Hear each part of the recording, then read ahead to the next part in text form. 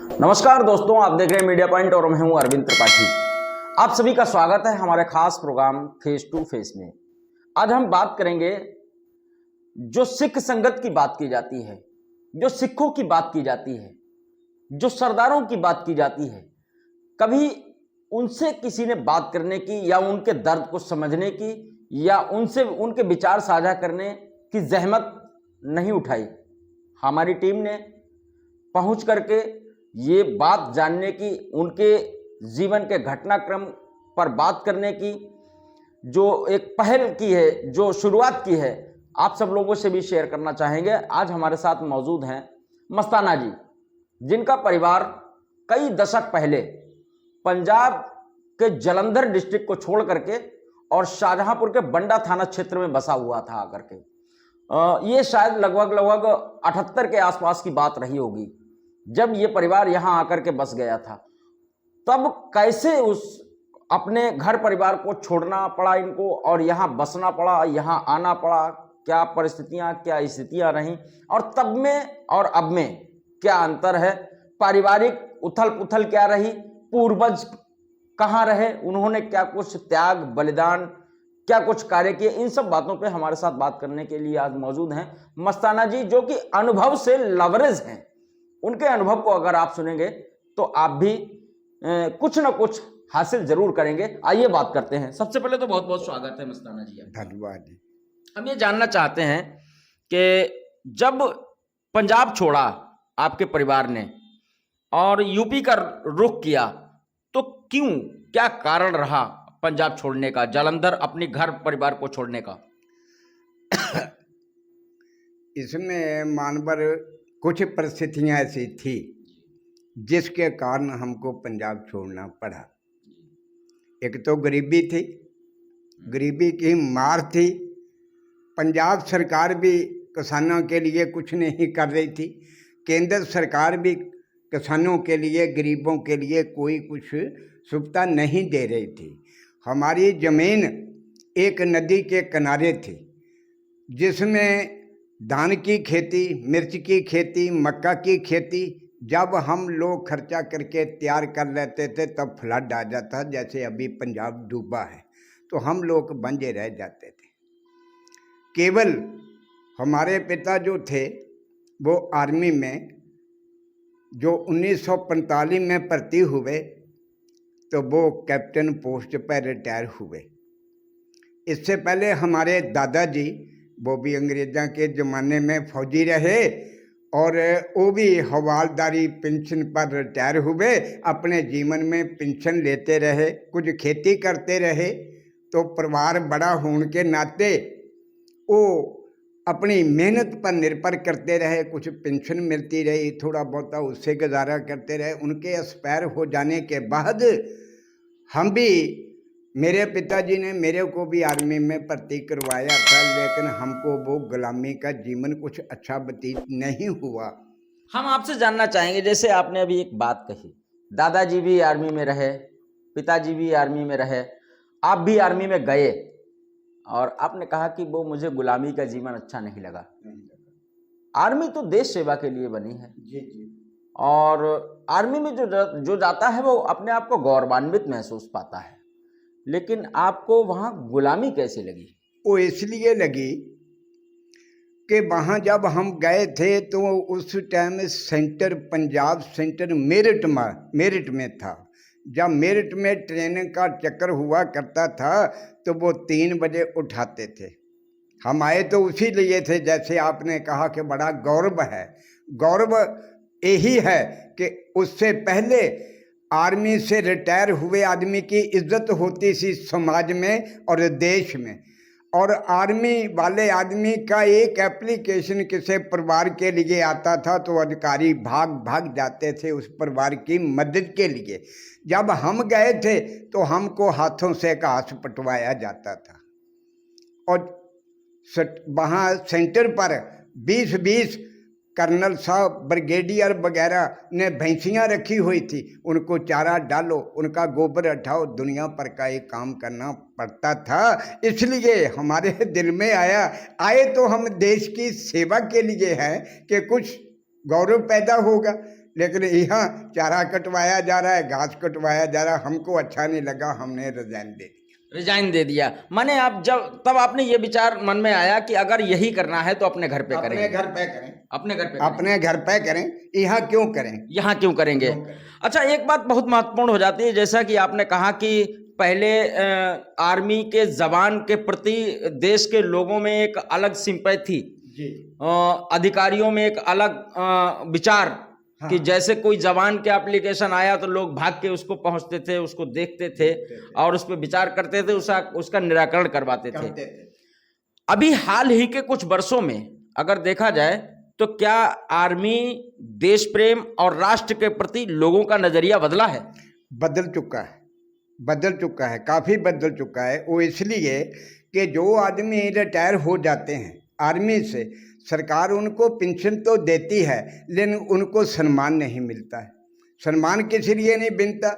उसको स्थानीय पुलिस मदद नहीं देती है, वहाँ के मिनिस्टर मदद नहीं देते हैं, वो चक्कर काटता रहता, कभी सूर्य रिपोर्ट के, कभी अधिकारियों के, उसी की अनदेखी करके सबको रद्दी की टोकरी में डाल दिया जाता है। बिल्कुल आपने सही बात की। लेकिन अभी जैसा कि आपने कहा कि अभी हाल के कुछ वर्षों में लोगों का नजरिया देश के प्रति, राष्ट्र के प्रति और जो आर्मी के जवान उनके प्रति बदला है।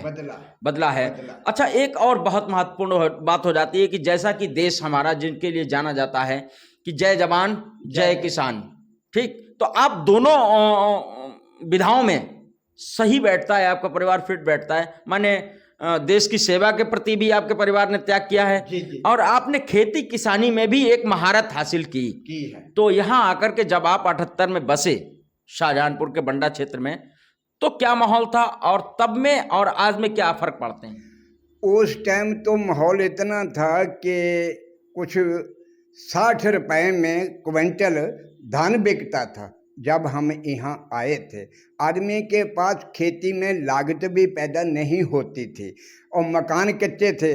जब हवा आती थी, तूफान आता था, चाले जो होते थे वो गिर जाते थे, बड़ी दिक्कत थी।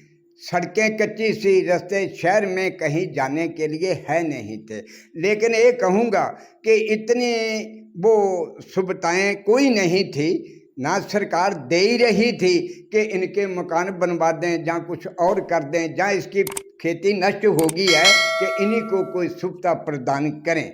आज भी वही है। आज लोगों ने मेहनत करके, आप जैसे जवानों ने रात दिन मेहनत करके कर्जे पर ट्रैक्टर लिए, कर्जे पर मोटर लगवाए, पंप लगवाए, कर्जे पर ले लेके अपने मकान बनाए। लेकिन सरकार की तरफ से कुछ ऐसा नहीं है। सरकार ने जितनी भी सुविधाएं पहले प्रदान करी थी वो सब खत्म कर दी है। लेकिन आपने अभी बताया कि पहले सड़कें कच्ची थीं, लोगों के झाले कच्चे थे, लोगों को अपनी फसलें जो तैयार होती थी उनको वाजिब मूल्य नहीं मिलता था ना। लेकिन अब तो आज की अगर जनरेशन या आज का माहौल देखें, सड़कें पक्की हैं, झालों तक जाने के पक्के रास्ते हैं, मंडियों तक जाने के लिए पक्की सड़कें हैं, फसलों का वाजिब मूल्य भी मिल रहा, तो ऐसा कैसे मान सकते हैं कि सरकार ने कुछ नहीं किया? ऐसा है, ये जो कुछ भी हुआ है, यानी मेरी अपनी सोच है, मैं सरकार के खिलाफ नहीं हूँ।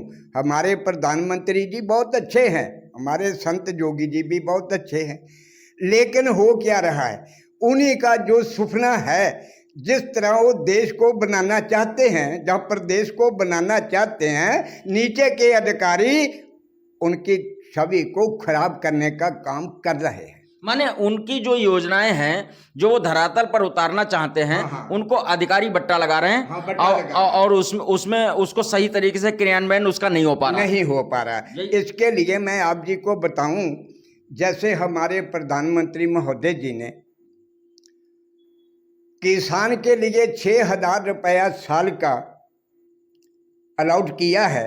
हम कहते हैं, हम उनका धन्यवाद करते हैं कि उन्होंने कुछ तो किसान के लिए थोड़ा बहुत किया ही है। किसान सम्मान निधि माने किसान का सम्मान किया, किसान का सम्मान किया है, इसके लिए तो हम उनका धन्यवाद करते। दूसरा, उन्होंने गरीबों को आवास देने की भी योजना चलाई है, लेकिन वो 1,20,000 रुपया गरीब के आवास के लिए प्रधानमंत्री महोदय जी दे रहे हैं। लेकिन यहाँ क्या होता है, यहाँ वो पैसा जो है गरीब के खाते में आता है। पहले नगद देते थे, अब सरकार ने देखा भ्रष्टाचार ज़्यादा हो रहा है, अब उसका परिवर्तन कर दिया कि जिसको पात्र है उसी का खाता बैंक में होगा, पैसा उसमें भेज दिया जाता है। लेकिन उसमें हो क्या रहा है, जब वो किस्त निकाल लेता है तो गांव का प्रधान, पंचायत सचिव और ये पहुंच जाते हैं।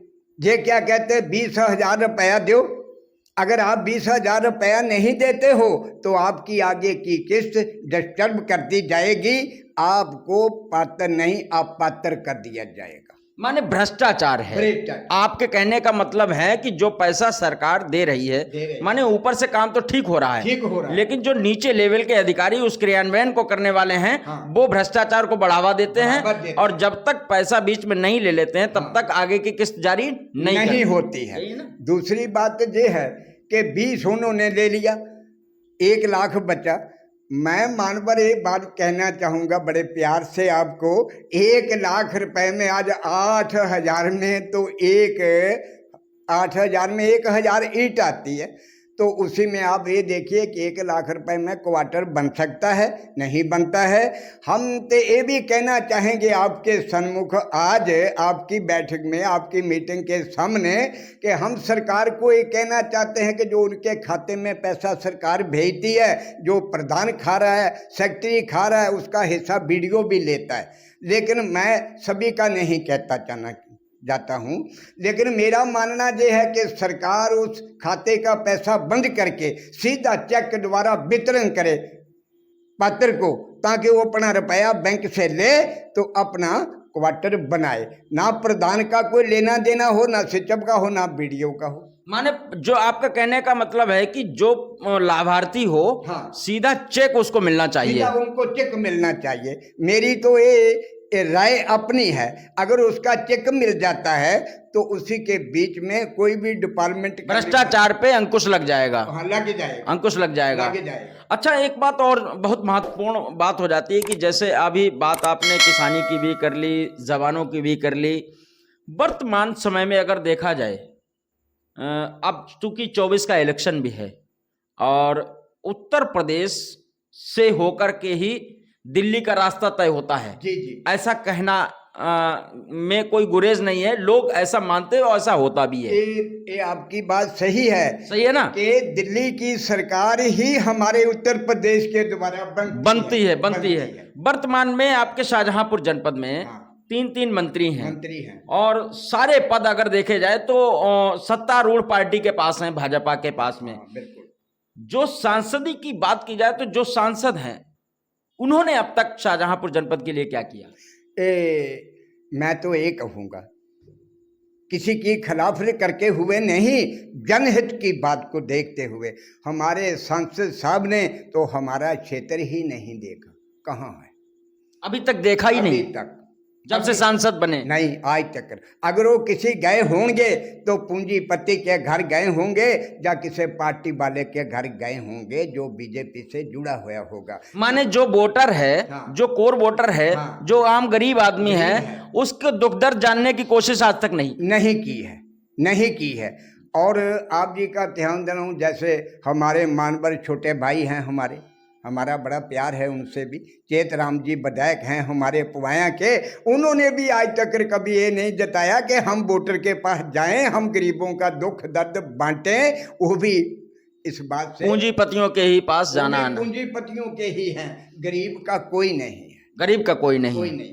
तो अब जैसे चूंकि अब वोट मांगने का समय आएगा, नेता लोग दरवाजे जाएंगे, केंद्र सरकार अपनी उपलब्धियां गिना रही है, 9 साल बेमिसाल का एक नारा दिया जा रहा, तो 9 वर्षों में क्या कुछ हुआ है? ऐसा है, सिर्फ एक ही काम हुआ है मेरी समझ में।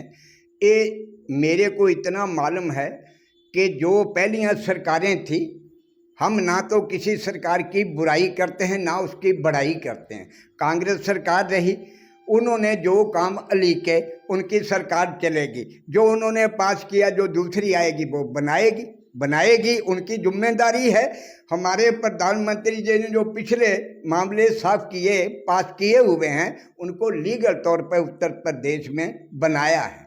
इसके लिए तो हम प्रधानमंत्री जी को बधाई भी देते हैं कि उन्होंने अच्छे पुल बनवा दिए, सड़कों का निर्माण करवा दिया। लेकिन इसके साथ साथ भ्रष्टाचार पर रोक नहीं लगी। भ्रष्टाचार तो आए दिन बढ़ता ही चला जा रहा है। क्या मानते हैं कि उत्तर प्रदेश में जो बाबा जी की सरकार है, गुंडागर्दी पर रोक लगी है? हाँ, लगी है। बाबा जी ने ये तो कम शलाघा जो किया है, गुंडागर्दी पर शुल्क लगाया है।